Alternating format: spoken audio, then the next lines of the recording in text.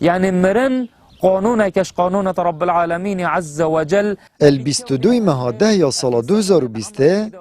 ملشوان بروش که پشوه که کرتش مالوی ها رواندن و تان هات زندان دایه. پشتیهاتی دست سرکرن موچویجش لای اوقاف و قضا دهو که به هاتیه را گرتن و ماوی 4 ماهانه خزانوی موچوی ورنگرتی. زاروین ویجیل سروان هاریکاریات جین ین کش لای کسو کار و خیرخوازان و تینه دابین کرن. وقتی هاتیه دست سرکرن 22 بی پشتی هنگه یه هیوه ده موچوی داید پشتی هنگه موچوی دی هات ام چون ما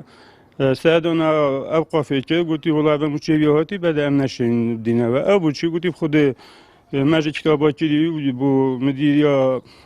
ابا اوقافی بیده بو بزرگ حتی جواب داد پشتی هنگه چند مدت پیش چون ما گویی بدن ماجد کدی پیوندی پیک کرده گویی خود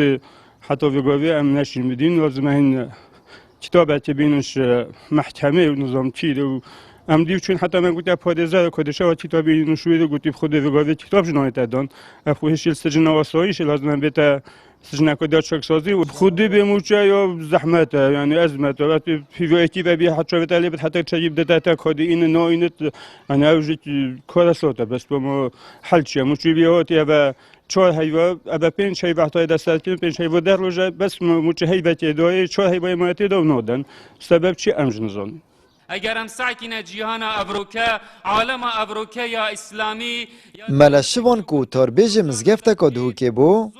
السال 2018 سربیر راین سیاسی شو تربیجی هاتیه لادان و مالایش مزگفت هاتیه در کرن لیوکو گلک مامستاین دین لادای موچویه بردوان بو لینها بریارک حزبی و نیاسایی موچوی هاتیه را گرتن نسبت مالشوان وکو زانیاری پیشتر جی اوقاف شکاروی لادا بی وکو مامستای گوترخوینی حتی المزگفتش در کروی یعنی وکو مال اسباب سیاسی یعنی دیار وقتی یعنی نه مثلا کو بری حکم دانی هاتیه لادان شویده بو که اگر ای که دام فرمی بکد 15 روزا عمدن دام نکد و ناف هرمی دابد فصلوی در چد